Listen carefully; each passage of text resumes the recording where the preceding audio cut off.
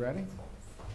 Well, thank you all for being here today. I'm honored to be here with my counterparts, the foreign ministers of Rwanda and the Democratic Republic of Congo, to witness the Declaration of Principles for Peace in the Eastern DRC. It's a declaration that establishes a fundamental understanding of regional governance, security, economic frameworks, and to end the fighting and allow the region to reach its full potential. The eastern part of the Democratic Republic has seen 30 years of conflict. Durable peace and long-lasting economic development is not going to be easy, but it is important. And having both of my counterparts here, the foreign ministers of these respective countries, demonstrates the beginning of a strong commitment to having the conversations that we need to have in order to reach a resolution.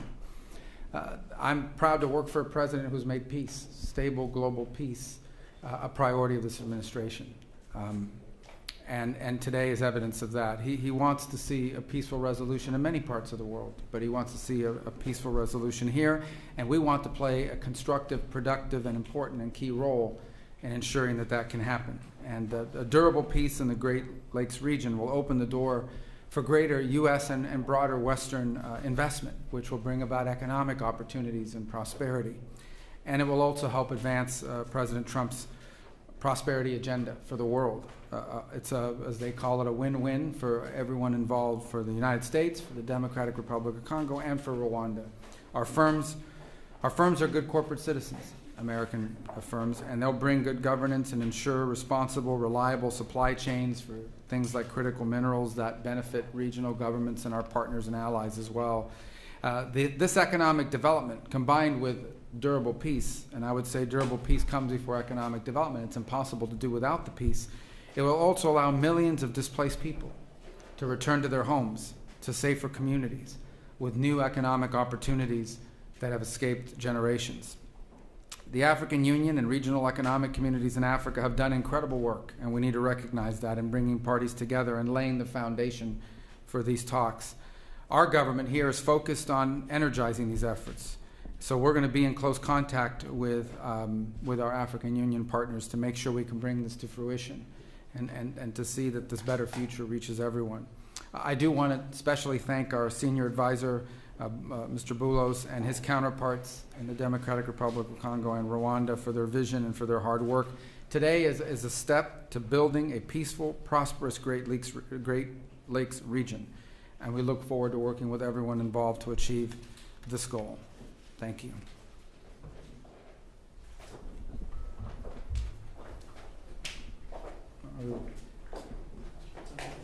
Perfect. Thank you. My apologies. I should have turned to No you. worries. I was looking. That was. No worries. Thank you. Mr. Secretary of State, Honorable Senator Marco Rubio, His Excellency Mr. Olivier Nduhungirehe, Minister of Foreign Affairs of the Republic of Rwanda, Excellencies, distinguished guests, ladies and gentlemen, today marks not an end but a beginning, a necessary step towards peace taken with resolve and purpose. This moment carries particular weight for the Democratic Republic of the Congo.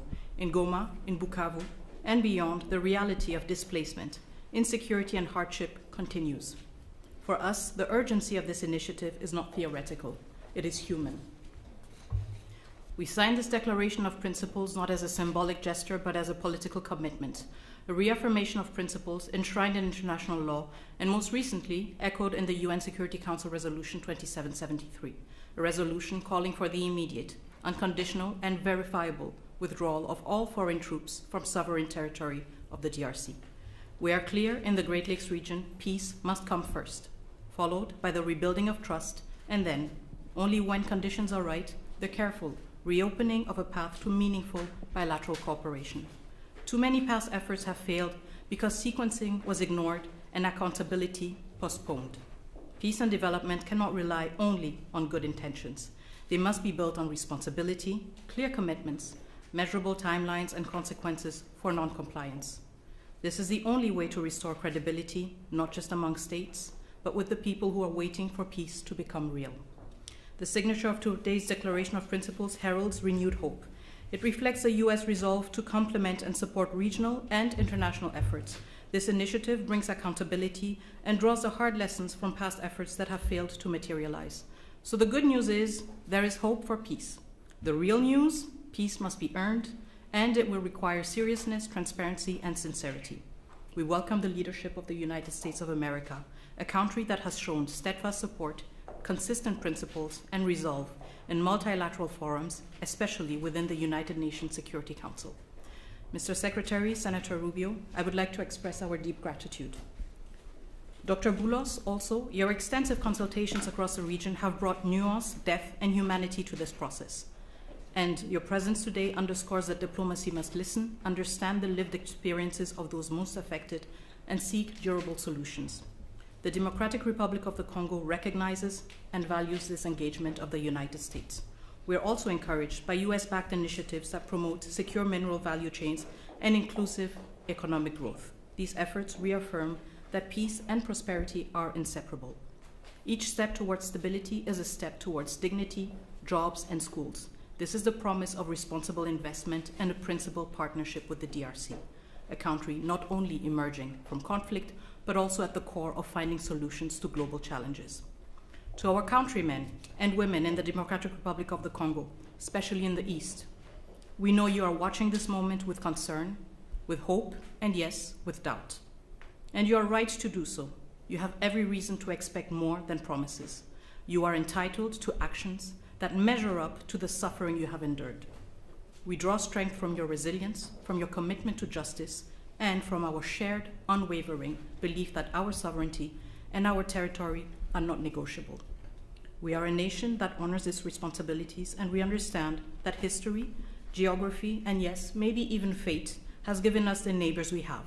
The borders we inherited, as confirmed by the African Union, are permanent and will never change. But beyond these lines lie histories, families, and communities that bind us together. This shared heritage calls for maturity, restraint, and the wisdom to recognize that peace is not weakness, it is strength.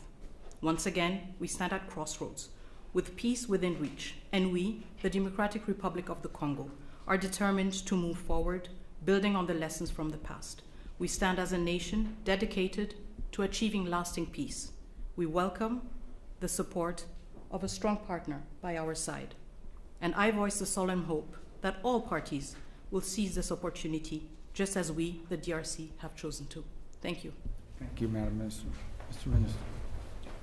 Thank you. Good afternoon. On behalf of President Paul Kagame and the government of Rwanda, I want to start by thanking President Donald Trump for enabling a real change in the conversation on how to resolve the situation in the Eastern Democratic Republic of Congo, leading to the signing of the Declaration of Principles today. I thank Secretary Marco Rubio and the United States government for hosting us, and I commend the positive role played by Senior Advisor Masad Boulos and his team and other officials in the significant progress achieved thus far. Today, we are talking about the real issues, the root causes that must be addressed to achieve a lasting peace in our region. Those include, first and foremost, security, as well as the return of refugees.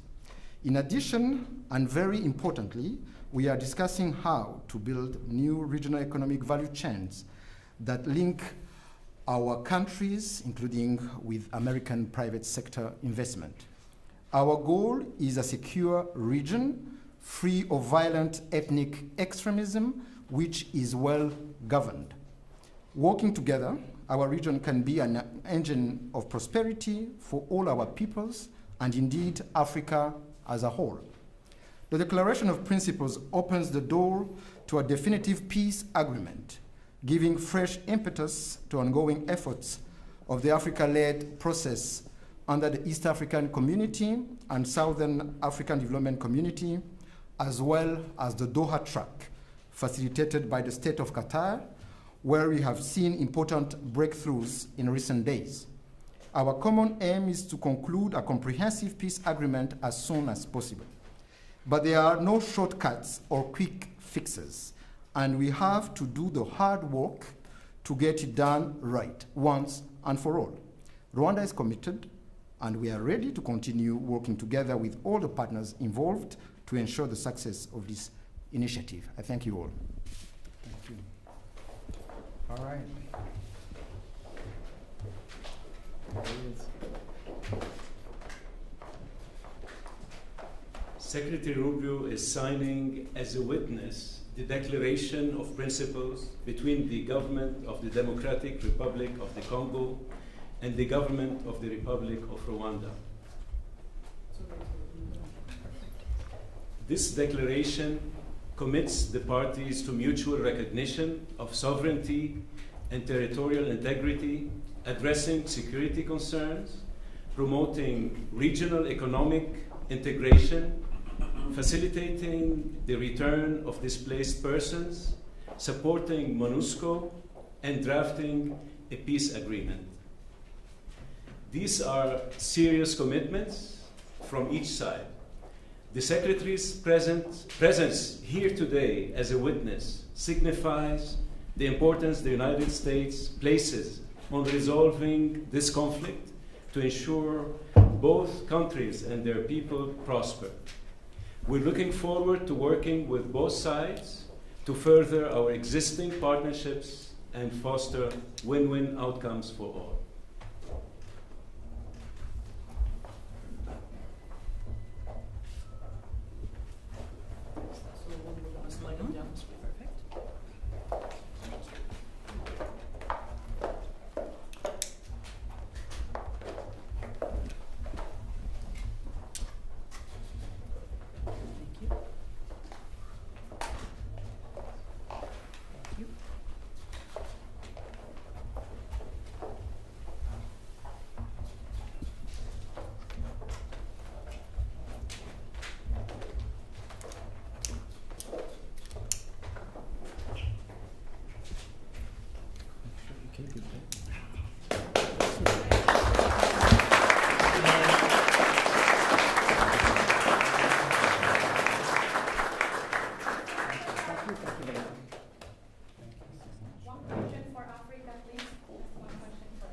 This concludes the ceremony. Thank you. For your excellencies, please, Mr. Secretary, one question for the entire continent. Congratulations. Thank you very much.